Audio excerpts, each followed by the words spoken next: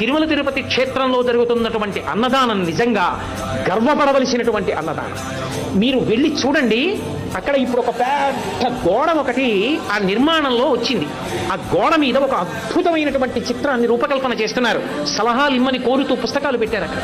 శ్రీశైల క్షేత్రంలో బయలుదేరి త్రిపురాంతకం వచ్చి, త్రిపురాంతకంలో బయలుదేరి మహానంది వచ్చి, మహానందిలో బయలుదేరి అహోబల క్షేత్రం వచ్చి, అహోబల క్షేత్రంలో బయలుదేరి తిరుమల వస్తాయి. ఈ మధ్యలో ఉన్నటువంటి కొండలు పరమ పావనమయ్యా నంది మండలము అది ఎలా ఉంటుందో ఒక ఊహాచిత్రంగా ఊహిస్తే, ఆ కొండల మధ్యలోంచి ఎన్నో కొండలు, ఇన్ని కొండల మధ్యలో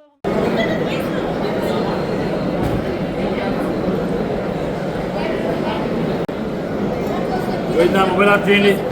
ఏం పర్లేదు, ఆఫ్ చేయండి గోవిందా. ఓకే. ఫోన్ చేయండి ముందు.